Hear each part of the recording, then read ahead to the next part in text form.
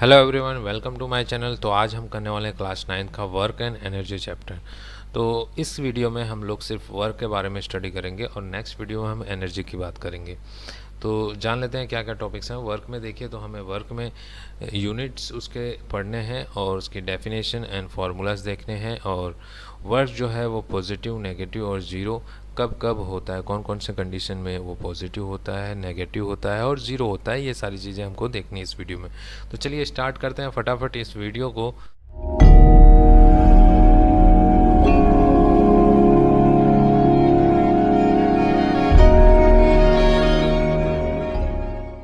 तो देखिए, work done कब कहा जाएगा कि सपोज़ कोई स्टूडेंट जो है वो लगातार कंटिन्यूस 3 to 4 आवर स्टडी कर रहा है। तो 3 to 4 आवर स्टडी करने को वो लड़का बोलता है कि आज मैंने बहुत सारी पढ़ाई कर ली, आज मैंने बहुत स्टडी कर लिया और मैंने बहुत वर्क कर लिया, मैं बहुत ही थक गया हूँ। तो यहाँ पे जो वो स्टूडेंट यूज़ कर रहा है वर्क करना, तो साइंटिफिक लैंग्वेज में उसे वर्क करना नहीं कहेंगे। दैट मीन्स वर्क डन जो है वो साइंटिफिक लैंग्वेज में किसी और चीज़ को कहा जाता है, और नॉर्मल लैंग्वेज में जो है वर्क डन जैसे रीडिंग करना, राइटिंग करना, ड्राइंग करना, थिंकिंग करना, ये सब जो है नॉर्मल लैंग्वेज में वर्क डन होगा, बट साइंटिफिकली ये सब वर्क डन नहीं होगा। देखिए, यहाँ पे कुछ एग्जांपल्स गिवन है कि सपोज़ कि एक पर्सन गिवन है, वो किसी वॉल को एक तरफ से पुश कर रहा है, ठीक है। तो वो सारा अपना जोर लगा देता है इस वॉल को पुश करने के लिए, बट जो वॉल है वो ज़रा भी इस प्लेस से डिस्प्लेस नहीं होती है, उसका जो पोजीशन है वहीं का वहीं है, ये यहाँ से मूव नहीं करती, मोशन में नहीं आता है। और उसी प्रकार से एक और एग्जांपल दिया है, यहाँ पे कोई पर्सन है जो बहुत ही बड़े एक रॉक को पुश कर रहा है। तो वो रॉक है जो बहुत ही हैवी है, उसका मास बहुत ज़्यादा है, साइज़ में भी बहुत ज़्यादा है, तो इस पर्सन से वो पुश नहीं होता है। पुश तो कर रहा है, वो फोर्स तो अप्लाई कर रहा है, बट यहाँ पे आपको डिस्प्लेसमेंट देखने को नहीं मिल रही है, यानी वो अपने पोजीशन से वहाँ से नहीं हट रहा है, वो स्टेशनरी पोजीशन में है, ठीक है। तो ऐसे सिचुएशन में भी वर्क डन नहीं होगा। तो यहाँ पे भी वर्क डन है जो वो ज़ीरो हो गया है, वर्क डन यहाँ पे भी ज़ीरो हो गया है। तो यहाँ पे कुछ पॉइंट्स गिवन है, जैसे कि आप देख सकते हैं, work is said to be done when a moving object come to rest and object at rest start moving. यानी जब भी कोई ऑब्जेक्ट पहले से मूविंग में है, अगर वो रेस्ट में आ जाता है तो ऐसे सिचुएशन में वर्क डन हुआ है, ऐसा हम कह सकते हैं, ठीक है। या फिर कोई ऑब्जेक्ट रेस्ट में है, उसके ऊपर हमने फोर्स अप्लाई किया तो वो ऑब्जेक्ट मोशन में आ गया, ठीक है, या मूविंग में आ गया, तो ऐसे सिचुएशन में भी वर्क डन हुआ है, ऐसा माना जाएगा।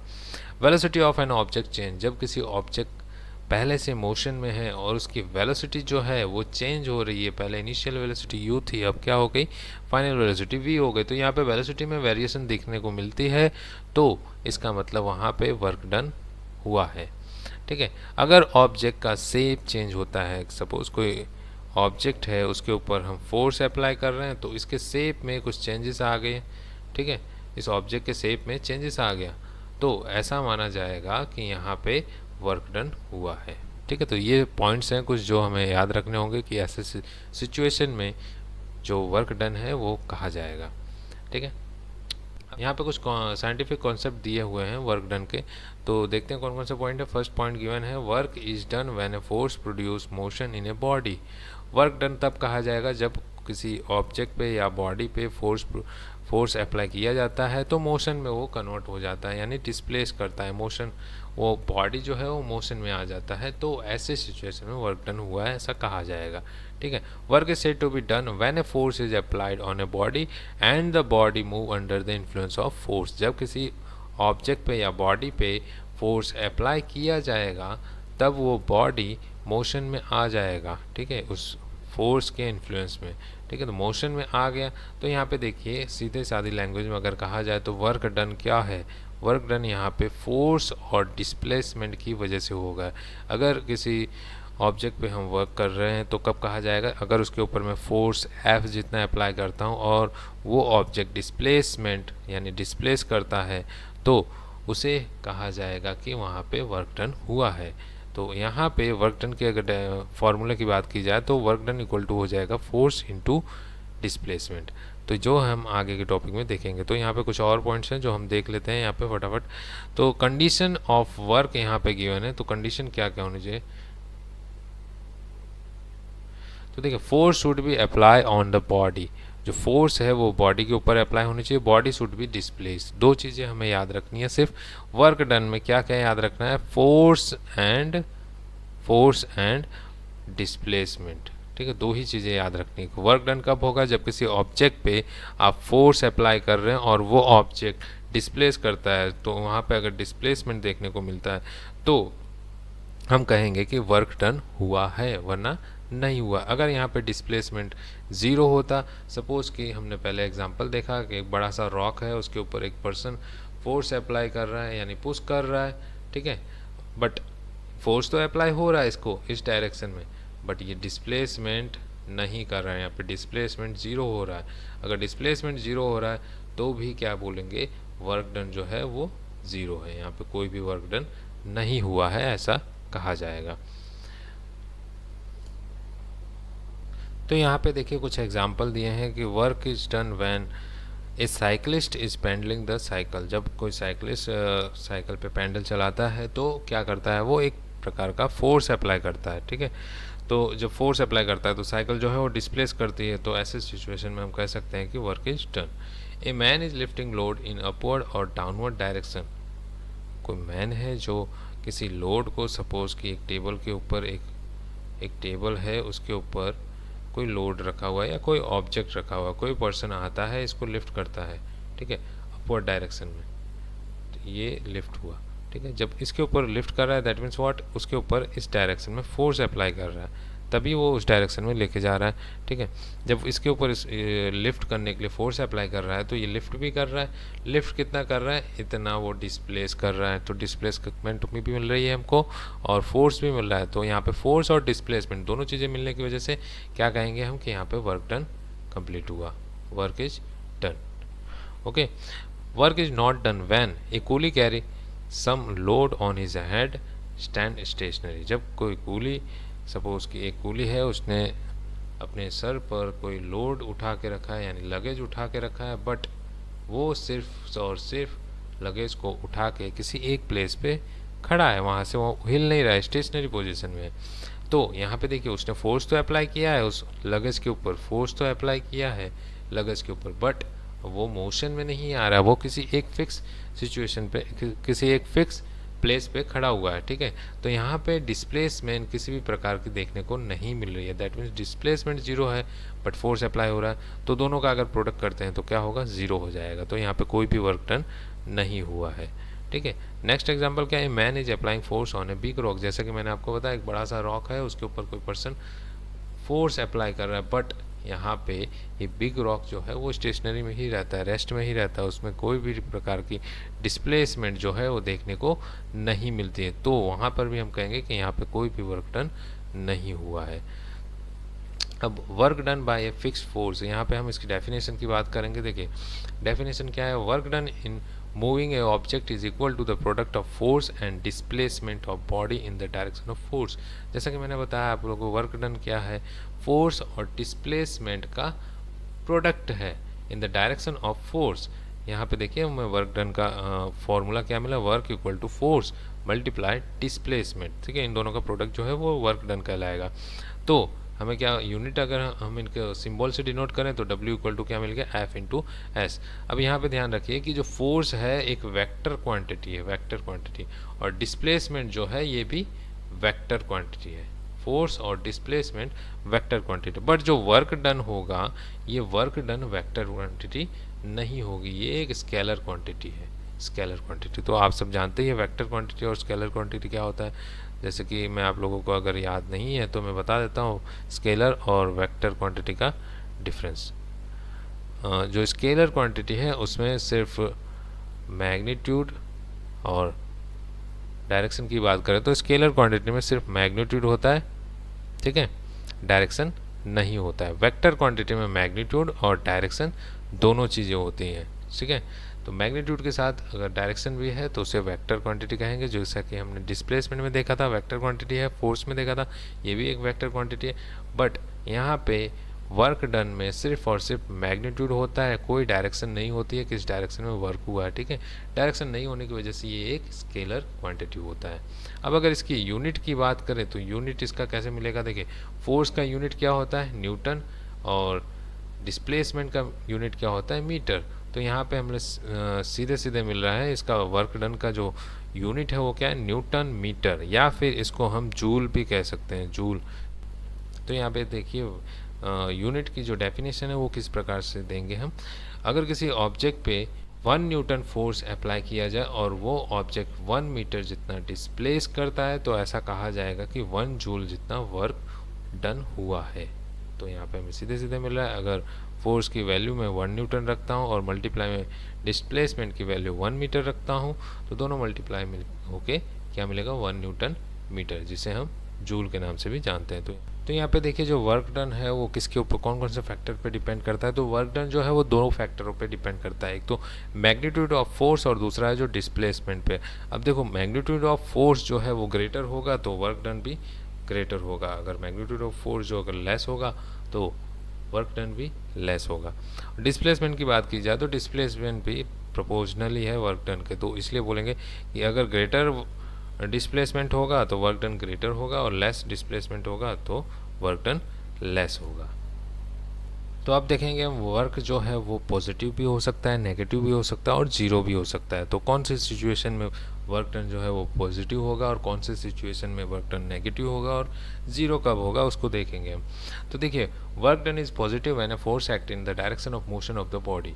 जब कोई ऑब्जेक्ट पे मोशन और फोर्स सेम डायरेक्शन में हो, दैट मीन्स सपोज कि ये एक ऑब्जेक्ट है, टॉय है, जिसे एक गर्ल जो है वो अपनी तरफ फोर्स अप्लाई कर रही है, पुल कर रही है, इसको अपनी तरफ फोर्स अप्लाई कर रही है, तो ये जो टॉय है यानी ऑब्जेक्ट है वो फोर्स के डायरेक्शन में ही मोशन में आ रहा है, ठीक है। तो दोनों की डायरेक्शन जो यहाँ पे सेम हो गई है, तो या फिर हम ऐसा कर सकते हैं कि दोनों की डायरेक्शन सेम होने की वजह से दोनों के बीच का एंगल जो है थीटा इक्वल टू जीरो मिल रहा है। अगर एंगल जीरो है तो फोर्स और डिस्प्लेसमेंट के बीच का, तो ऐसा कहेंगे कि वहाँ पे हमें पॉजिटिव वर्क डन मिल रहा है, ठीक है। तो यहाँ पे एक एग्जांपल भी हमने देख लिया। अब हम किसकी बात करेंगे, नेगेटिव वर्क डन की बात करेंगे। तो नेगेटिव वर्क डन में हम देखेंगे एक एग्जांपल, बहुत ही सिंपल सा एग्जांपल है फुटबॉल का, ठीक है। Work done in is negative when a force act opposite to the direction of motion of the object. जब किसी ऑब्जेक्ट पे हम फोर्स अप्लाई करते हैं और उसका मोशन जो है वो और फोर्स दोनों अपोजिट डायरेक्शन में आ जाते हैं तो ऐसा कहा जाएगा कि नेगेटिव वर्क डन हुआ है। इसका बहुत ही अच्छा एक सिंपल सा एग्जांपल है, जैसे कि फुटबॉल का। सपोज ये फुटबॉल है, इसके ऊपर एक किक से फोर्स अप्लाई किया जाता है और ये फुटबॉल जो है वो मोशन में आ जाता है। आफ्टर सम टाइम यहाँ पे देखेंगे पहले कि फोर्स और मोशन दोनों सेम डायरेक्शन में दिख रहा है। ये फोर्स की डायरेक्शन हो गई और ये मोशन की डायरेक्शन हो गई। दोनों सेम डायरेक्शन में होने की वजह से यहाँ पे वर्क डन जो है वो हमें पॉजिटिव मिलेगा।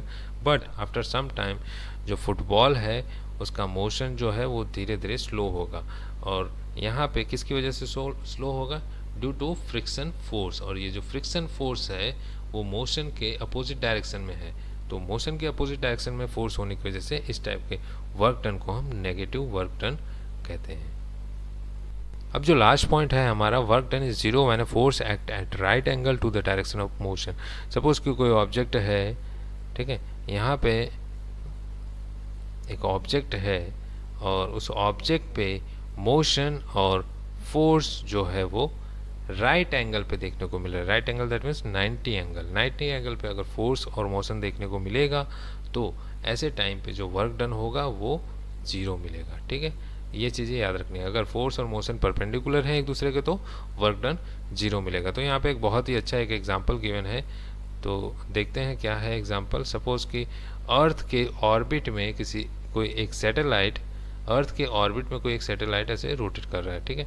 अब हम जानते हैं सर्कुलर पाथ में जब भी कोई ऑब्जेक्ट रोटेट करता है, सर्कुलर पाथ पे मूव करता है और उस ऑब्जेक्ट की किसी भी पॉइंट पे हमें डायरेक्शन जानना हो तो हम क्या करते हैं, उस पॉइंट पे टेंजेंट ड्रॉ करते हैं, ठीक है। सपोज यहाँ पे सैटेलाइट है या ऑब्जेक्ट है, इस सर्कुलर पाथ पे ये ऑब्जेक्ट यहाँ पर और यहाँ पे मुझे इसकी डायरेक्शन देखनी है, तो ये डायरेक्शन उसके टेंजेंट की डायरेक्शन होगी। सपोज कि मुझे यहाँ पे उस ऑब्जेक्ट की डायरेक्शन देखनी है तो उसकी टेंजेंट की डायरेक्शन ये होगी, ठीक है। समझ आ रहा है कि टेंजेंट की डायरेक्शन कैसे होगी, टेंजेंट की डायरेक्शन ही हमारी मोशन की डायरेक्शन होगी, ऑब्जेक्ट के मोशन की डायरेक्शन। तो यहाँ पे सपोज ये अर्थ है हमारा, ठीक है, ये उसका ऑर्बिट है, यहाँ पर एक सैटेलाइट है, उसके इस पॉइंट पे सैटेलाइट के मोशन की डायरेक्शन ये हो गई, और ग्रेविटेशन की वजह से यहाँ पे अट्रैक्शन फोर्स जो है वो डाउनवर्ड डायरेक्शन में। तो ध्यान से देखिए यहाँ पर दोनों के बीच में जो एंगल है वो 90 का बना है, दैट मीन्स एंगल जो है वो राइट एंगल। तो ऐसा कहेंगे कि यहाँ पे वर्क डन है जो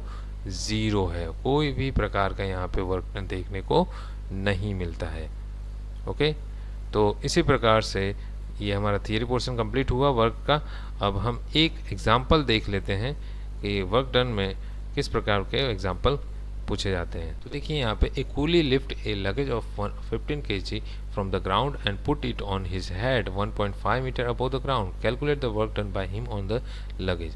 तो यहाँ पे क्या दिया है, एक कूली जो है वो लगेज 15 kg का एक लगेज को ग्राउंड से उठा के अपने हेड पे रखता है, और उसके डिस्टेंस दिया हुआ 1.5 मीटर, ठीक है, ग्राउंड से 1.5 मीटर अबव डिस्टेंस पे वो लगेज को पुट करता है। तो हमें क्या कैलकुलेट करना है, यहाँ पे वर्क डन कैलकुलेट करना है। तो यहाँ पे हमें एक मास गिवन है 15 kg का, डिस्प्लेसमेंट गिवन है 1.5 मीटर का। तो हमारे पास वर्क डन का फॉर्मूला है W = F × S। अब यहाँ फोर्स इंटू डिस्प्लेसमेंट है, बट हमें जो क्वेश्चन है उसमें मास और डिस्प्लेसमेंट गिवन है, तो डिस्प्लेसमेंट हमारे पास ऑलरेडी अवेलेबल है बट फोर्स अवेलेबल नहीं है। तो फोर्स का हमें फॉर्मूला पता है कि हम प्रीवियस चैप्टर में पढ़ चुके हैं। फोर्स इक्वल टू क्या होता है, mass into acceleration due to gravity. अब यहाँ पे मास आपको गिवन है, मास कितना गिवन है, 15 kg गिवन है, ठीक है, और एक्सेलरेशन ग्रेविटी जो हम सिंप्लीफाई के लिए 10 लेते हैं। वैसे एक्सेलरेशन ग्रेविटी का जो एक्सेलरेशन ड्यू टू ग्रेविटी का वैल्यू है जो 9.8 भी होता है, लेकिन सिंपल करने के लिए हम कितना लेते हैं, 9.8 मीटर स्क्वायर के प्लेस पे हम 10 मीटर पर सेकंड स्क्वायर पुट करते हैं। तो यहाँ पे हमारा जो कैलकुलेशन है वो थोड़ा इजी हो जाएगा। तो यहाँ पे देखिए F के प्लेस पे हमने mg रख दिया और डिस्प्लेसमेंट को ऐसे रखा। तो मास हमारे पास 15 है और एक्सेलरेशन ड्यू टू ग्रेविटी जो है वो 10 है और डिस्प्लेसमेंट 1.5 मीटर है। तो इनको मल्टीप्लाई करने पर हमें मिलता है आंसर 225 kg मीटर पर स्क्वायर। तो यहाँ पे kg मीटर पर स्क्वायर के प्लेस में हम इसको दूसरा जो यूनिट है उसका न्यूटन मीटर भी लिख सकते हैं और उसे जूल भी लिख सकते हैं। तो यहाँ पे हमारा जो वर्क डन है वो 225 जूल होता है। तो इस प्रकार से हमारा ये लेक्चर जो है कंप्लीट हुआ। अब नेक्स्ट वीडियो में हम एनर्जी के बारे में देखेंगे। तो मिलते हैं।